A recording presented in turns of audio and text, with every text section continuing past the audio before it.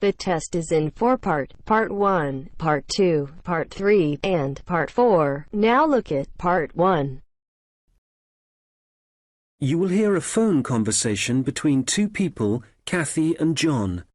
John is hoping to volunteer at a retirement home. First, you have some time to look at questions 1 to 10.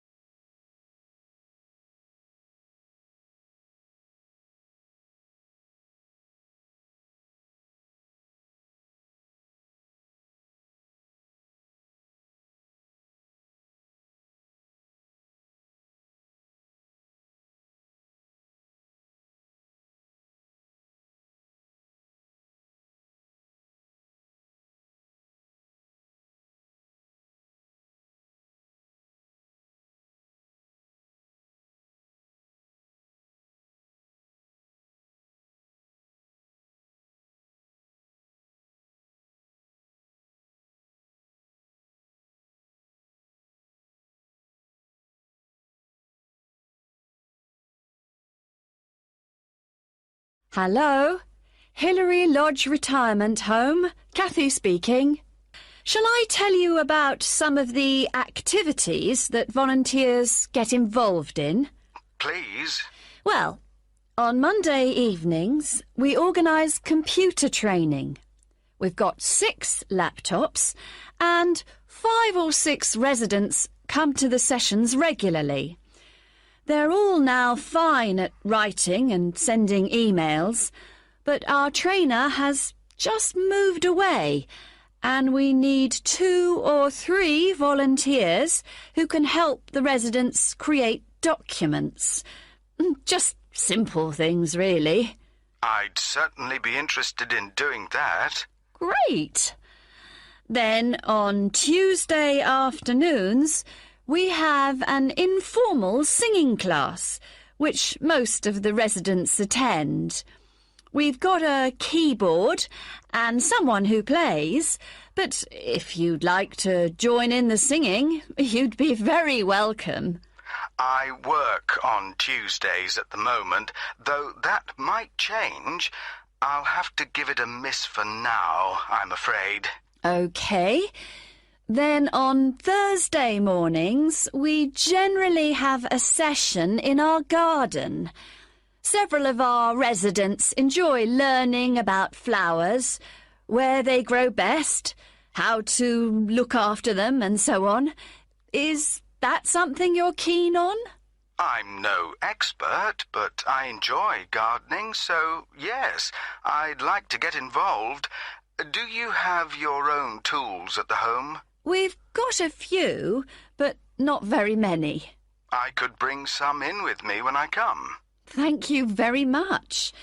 One very important thing for volunteers is that we hold a monthly meeting where they all get together with the staff. It's a chance to make sure we're working well together and that everyone knows how the residents are and what's going on in the home. Uh-huh. Now, obviously, we'd need to get to know you before you become one of our volunteers. Of course.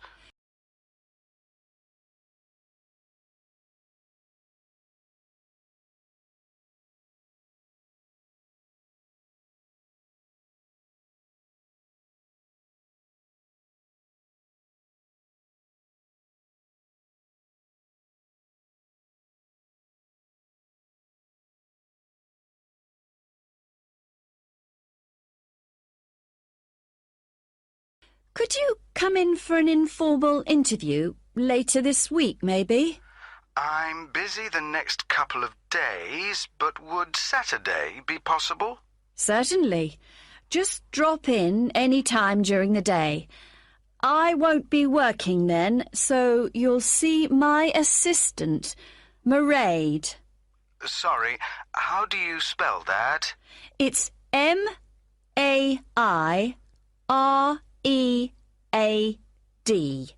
Mairead. OK, got that. It's not a name I'm familiar with. Oh, it's an Irish name. She comes from Dublin. Right. And the road that Hilary Lodge is in is called Bridge Road, isn't it? That's right. Number 73. Fine. Oh, one other thing you might be interested in. We're holding a couple of open house days and still need a few volunteers if you're available. What are the dates?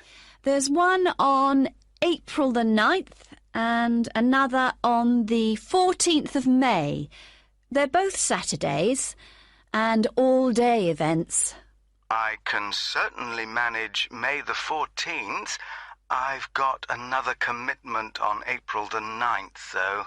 That would be a great help. We're having several guest entertainers, singers, a brass band and so on, and we're expecting a lot of visitors. So one possibility is to help look after the entertainers. Or you could spend an hour or so organising people as they arrive, and then just be part of the team, making sure everything's going smoothly. Well, shall I show people where they can park? Lovely. Thank you. One reason for holding the open house days is to get publicity for Hilary Lodge locally. So you may find you have someone from a newspaper wanting to interview you. They'll want to find out from 2 or 3 people why they volunteer to help at the home. We're trying to get a TV station to come too, but they don't seem very interested. I don't mind being interviewed. Good. Well, if you come in for a chat, as we arranged, we'll take it from there. Thank you very much for calling. My pleasure. Goodbye. Bye. You now have half a minute to check your answers.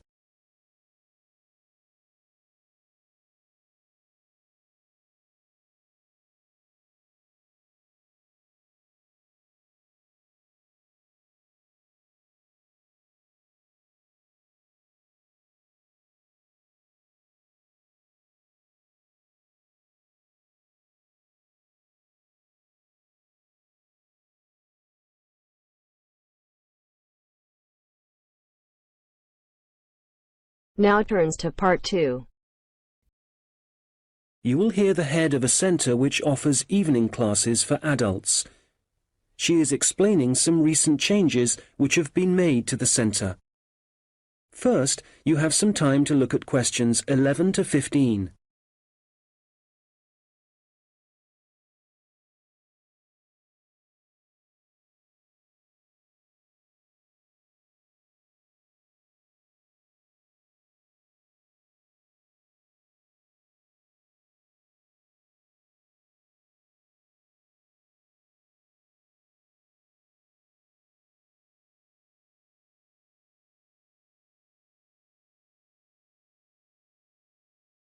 Hello.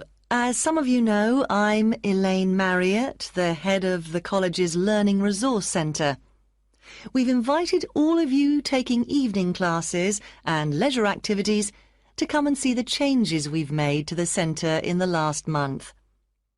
One major change we've made here on the ground floor is to the layout, as you can see from looking around you.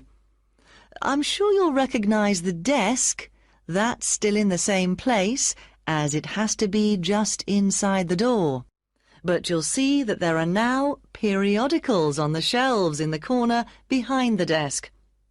We've brought them nearer the entrance because so many people like to come in just to read magazines. We now stock a far wider range of periodicals than we used to, so we've decided to separate them from newspapers.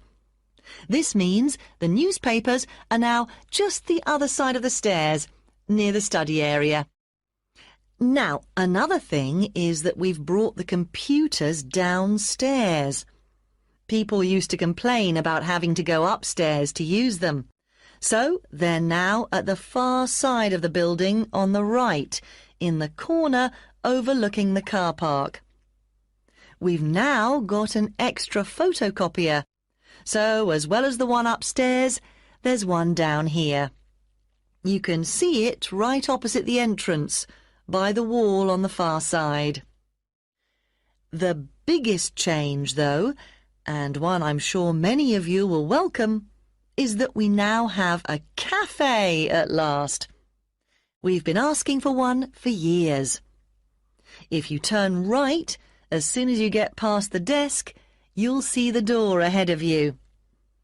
It became possible to have a cafe because the building has been extended, and we've now got a new office and storeroom area. What else should I tell you about before we walk round? Oh yes, we've had so many requests for books on sport that we've bought a lot more, and they're all together immediately to the right of the entrance. Before you hear the rest of the conversation, you will have some time to look at the questions 16 to 20.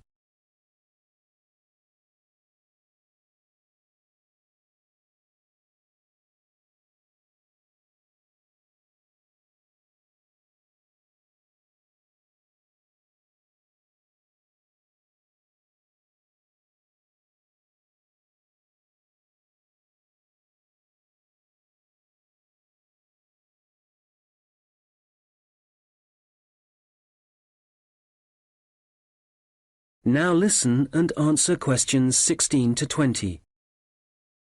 OK, that's enough on the new layout. We'll walk round in a moment, but before we do, something about the people who are here to help you. Of course, all the staff will do their best to answer your questions, but now we're each going to specialise in certain areas. So, if you ask a staff member about something and they don't think they can help you enough, they'll direct you to our specialist. Jenny Reed is the person to see if there are any films you'd like us to stock, as she's taken over responsibility for purchasing those. I'd better warn you that our budget is limited, so I'm afraid we can't promise to buy everything you ask for. Phil Penshurst can help you to improve your writing if you need to produce reports for your course. You can book a half-hour session with Phil to start with. Then, if you want more help, he'll arrange follow-up sessions with you. I must mention Tom Salisbury. Many people are interested in doing research or just reading about this region. The people, occupations, changes over the years and so on. Tom is a specialist in this particular field, so if you want any help, he can point you in the right direction. We've got a large collection of relevant documents, from old maps to studies of the wildlife. We have a new member of staff, Saeed Akhtar.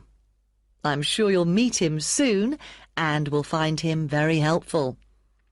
If you're unemployed and want some advice on the practical aspects of looking for a job, Saeed is the person to talk to. He's also written a very useful book on the subject, which of course we've got on our shelves. Many of you will know Shilpa Desai, who's been working here for about 5 years. Shilpa now has the additional responsibility of giving information and advice on anything to do with housing, such as finding out what's available or whether you're eligible for financial help. Right, well, that's quite enough from me. So let's walk round the library. You now have half a minute to check your answers.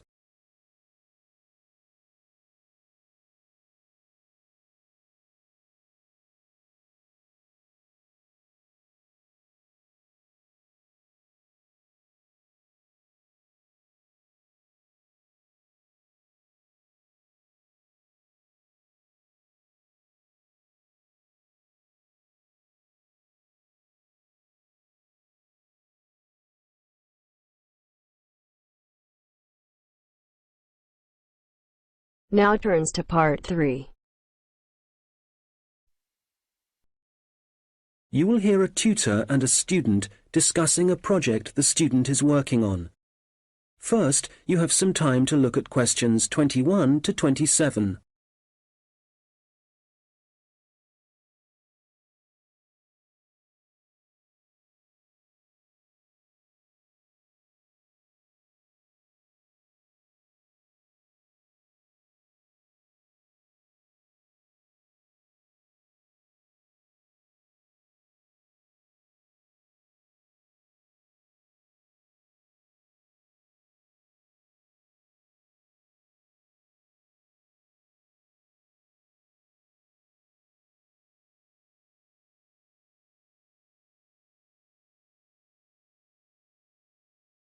Right, Stuart. Well, I've read your draft report on your work placement at the Central Museum Association. Sounds as if you had an interesting time. So you ended up making a film for them? Yeah, it was a film to train the employees in different museums in the techniques they should use for labelling ancient objects without damaging them. Some of them are really fragile. OK. So, in your report, you go through the main stages in making the film. Let's discuss that in a little more detail. You had to find a location, somewhere to shoot the film. That took quite a few days because I had to look at different museums all over the country, but I'd allowed time for it. And even though it was the middle of winter, there wasn't any snow, so I didn't have any transport problems. Right. Did you have to decide what equipment you'd need for the filming? Yes, I think they were quite surprised at how well I managed that. It was just the luck of the draw, actually. I'd done that project with you last year. Oh, on recording technology? So you knew a bit about it from that, right? Yeah. What I found really hard was actually writing the script. I had a deadline for that, but the association had to extend it. I couldn't have done it otherwise. Would it have helped if you'd had some training there? I think you're right. I probably needed that, yeah. Right. Now, from your draft report, it sounds as if you had 1 or 2 problems deciding who was going to actually appear in the video. The casting, yeah.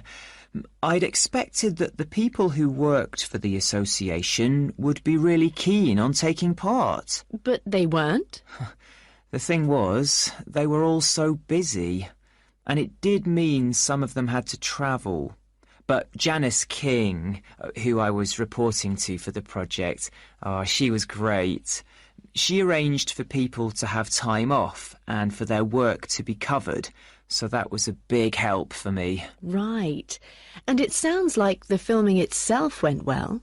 I gather you found a company who provided an online introduction to the techniques. Yeah, it was really informative and very user-friendly. I learned a lot from it. And then the editing? For that, the association put me in touch with someone who works for one of the big movie companies, and I went down to the studio and sat with him in front of his computer for a day, learning how to cut and paste and deal with the soundtrack and so on. So was that all?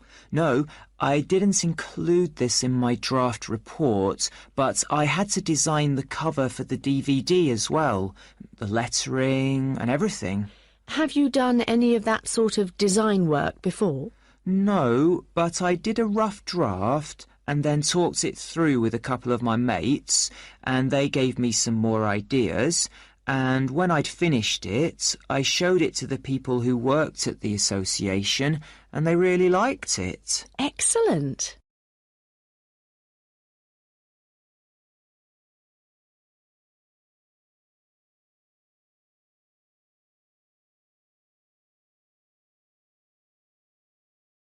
Now listen and answer questions 28 to 30. Now, as well as your own draft report, I've also received some written evaluation from the association on the work you did during your placement. and how it was of benefit to them. I notice that you haven't included anything on that in your report yet. How my project benefited the association, you mean? So, do I have to include that? Yes. Well, let's think. I suppose if I hadn't made the film for them, they'd have had to get an outside company to do it. But because I was actually working for the association, I'd got much more of a feeling for what their aims are. Things like their responsibility for the conservation of the exhibits. I don't think an outside company would have had that understanding. They'd have been more detached. Right. And the association also said that because of your background, you had a good idea of where to go to get the best deal for the equipment you needed. They said the saving in expense made it worthwhile, even though sourcing it took quite a bit of time. Yes, that's true. The association also said making the film had a very positive effect in getting staff to work together more closely. Oh, I hadn't heard that. That's good. And certainly people weren't afraid to tell me what they thought about it as I was making it, so I was able to get lots of feedback at every stage. That was useful for me, but it also meant the final product worked better for them. Can you think of any other benefits? Well, I don't think they'd really thought out what they'd do with the film once it was made. I made quite a few suggestions for the distribution, other people we could send it to, as well as museum staff. Yes, they mentioned that. OK, good. Well, it sounds like they certainly... You now have half a minute to check your answers.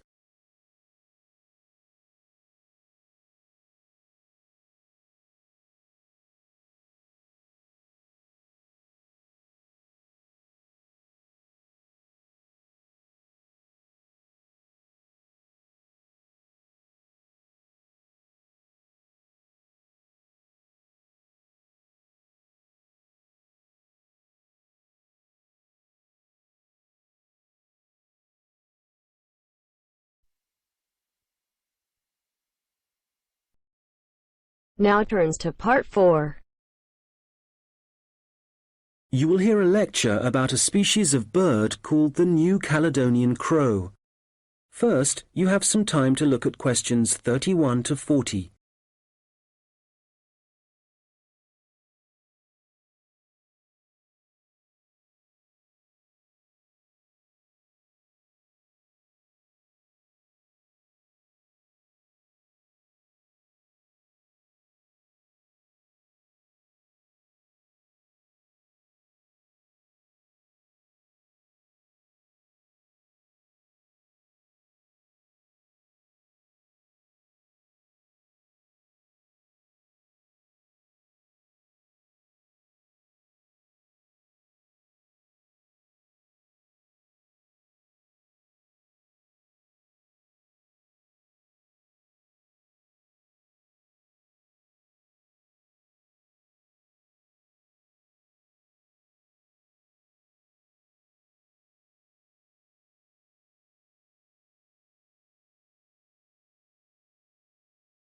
Now listen carefully and answer questions 31 to 40.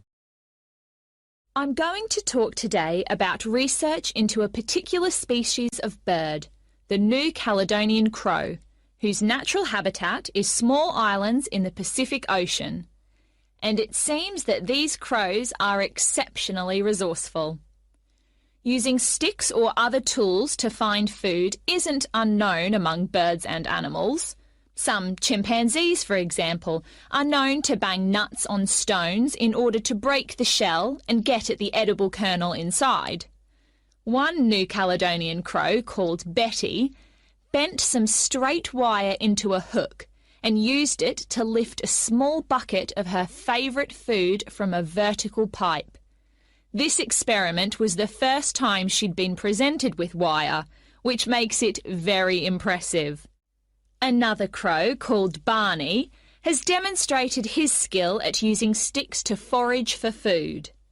In one research project, scientists from New Zealand and Oxford set captive New Caledonian crows a three-stage problem.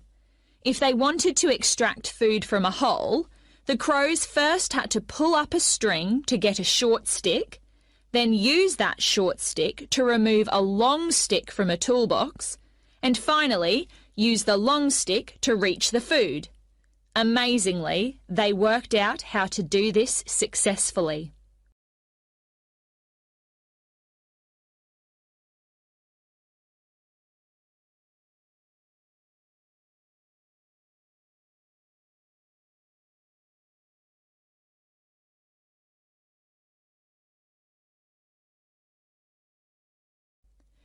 Further experiments carried out at Oxford suggest that crows can also use sticks as tools to inspect all sorts of objects, possibly to assess whether or not they present a danger. The idea for the experiment came from observing the birds using tools to pick at random objects, such as a picture of a spider that was printed on some cloth.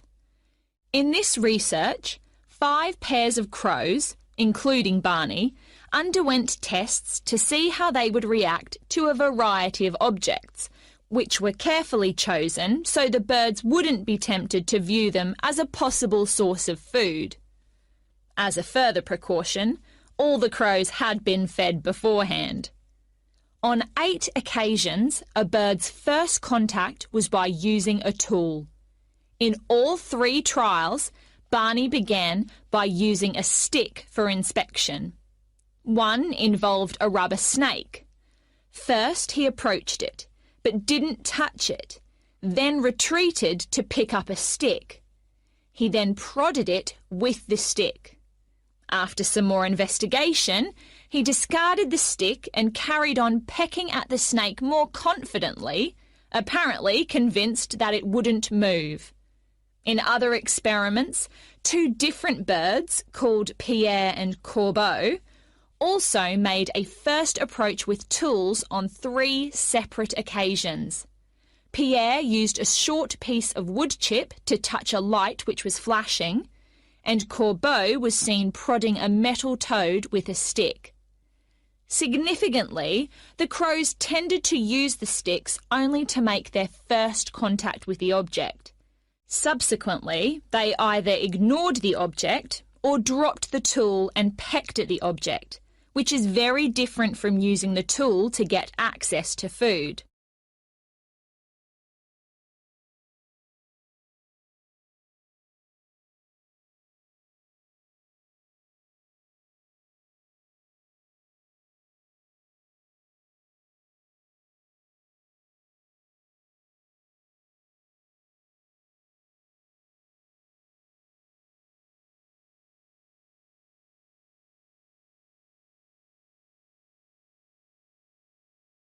So, what conclusions can be drawn from the research? Evidence is building up from experiments such as these that the birds are able to plan their actions in advance, which is very interesting for understanding their cognition. They don't seem to be responding in a pre-programmed sort of way. It may even be possible that they're able to view a problem and work out what the answer is. However, a major difficulty is assessing whether this tool-using behaviour is a sign of intelligence. To some extent, this is related to the ecological circumstances in which the animal is found. So, scientists want to find out much more about how the crows behave in their native habitat, and a team from Exeter and Oxford universities is carrying out research in New Caledonia. They're looking into whether the birds' way of searching for food gives them any possible evolutionary advantage.